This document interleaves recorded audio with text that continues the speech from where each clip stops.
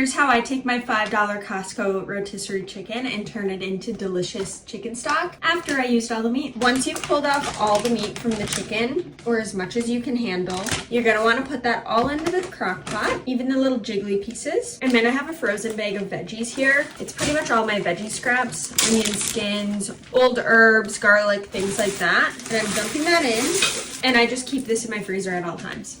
I'm a garlic girl, so I don't really have any garlic scraps in my scrap bag. So I like to add a scoop of garlic for flavor. We had tacos the other week, and so I have some cilantro in here that I don't have any other use for. I'm gonna sprinkle a little bit of turmeric in. Be careful about what you're wearing though when you add this in. A splash of apple cider vinegar. I don't remember what the turmeric and apple cider vinegar do, but I think it makes it healthier. A couple cracks of black pepper. And I don't add salt at this stage because I like to add salt when I'm actually cooking with it. And now we're just gonna top it off with water so everything's covered.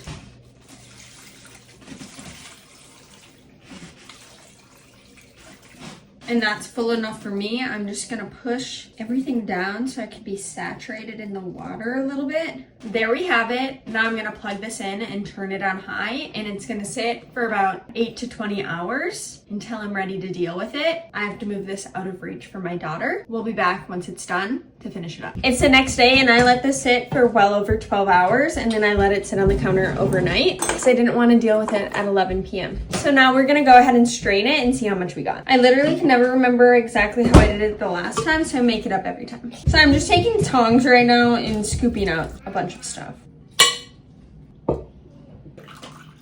I'm just gonna do it in shifts and throw all of this stuff out until most of the chunks are gone. Shit. Now that most of the chunky things are out, we're gonna strain it through a sieve to get the rest out.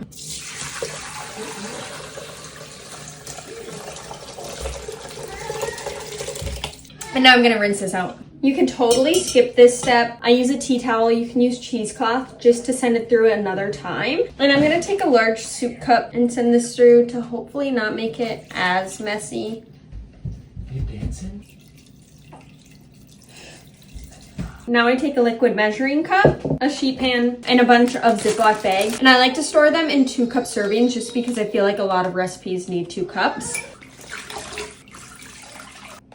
And then I just lay it on a sheet tray so it can freeze flat. I'll come back and I'll let you know how much I get. I ended up getting 11 cups out of that, but make sure to like and save this video the next time you have a rotisserie chicken so you can make stock too. Bye.